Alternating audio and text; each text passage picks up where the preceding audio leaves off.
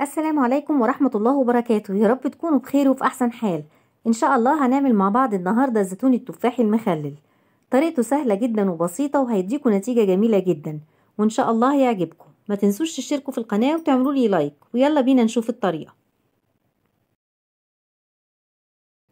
هكون محضرة 3 كيلو زيتون تفاحي حجمه كبير، وكيلو ليمون، وحزمة كبيرة كرفس، وراس توم كبيرة متقشرة، وربع كيلو فلفل حامي أحمر، ونص كيلو جزر، ونص كيلو فلفل حامي أخضر، كوباية كبيرة ملح، ورق لورا، 3 معالق كبار حبة البركة، معلقة كبيرة سكر.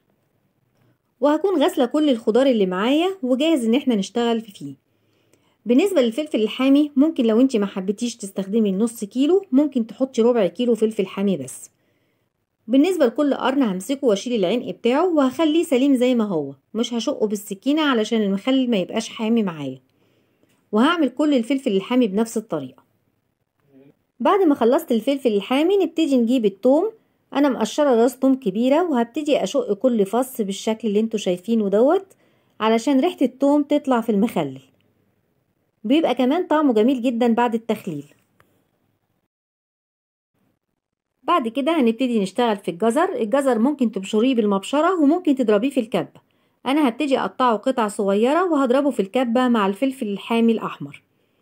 هشيل العنق بتاعه وهقطعه بالسكينة قطع كده صغيرة، وبعد كده هضربهم مع بعض في الكبة. وده شكله بعد ما اتضرب في الكبة. بعد كده هكون محضرة حزمة كرفس كبيرة هكون غسلاها وهقطعها قطع صغيرة. بالنسبة للزيتون هبتدي اشقه بالسكينة كده من الناحيتين، ومش هحتاج ان انا انقعه في مية ولا حاجة، هنشتغل فيه على طول فبيبقى سهل ما بياخدش منك وقت. وكل كمية الزيتون هقطعها بنفس الطريقة اللي انتوا شايفينها.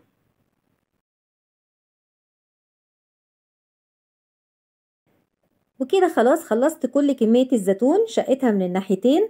هنبتدي بعد كده نجيب الليمون.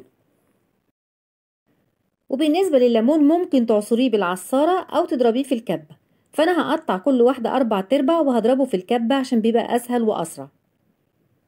بعد ما هقطع كل الكمية بالشكل ده هبتدي احطه في الكبة وهضربه وهصفيه بالمصفى وهحتفظ بالقشر. وبكده كل حاجة جاهزة معايا. هضيف بس حبة البركة للجزر والفلفل الحامي الأحمر، وهضيف له ورق اللورا وهقلبهم مع بعض. وبالنسبة للمية اللي أنا هضيفها للمخلل أنا غليتها وسبتها تبرد. وبكده كل حاجة بقت جاهزة معانا. هبتدي أجيب برطمان إزاز ونبتدي نرص فيه الزيتون. هبتدي أرص الزيتون في البرطمان بالتبادل مع بقية الخضار اللي احنا مجهزينه. هنزل بالفلفل الحامي وكام فص من الثوم، وبعد كده اضيف له معلقتين كبار من الجزر المبشور مع الفلفل الحامي الاحمر، واوزعه كويس فوق من الزيتون من الناحيتين كده عشان يغطيه كله. وهنزل عليهم بشوية كرفس، وارجع تاني اعيد نفس الخطوات. هضيف شوية زيتون وفلفل حامي اخضر ومعلقتين كبار من الجزر والفلفل الاحمر والثوم والكرفس، وافضل كده بنفس الطريقة لغاية ما اخلص كل الكمية اللي معايا.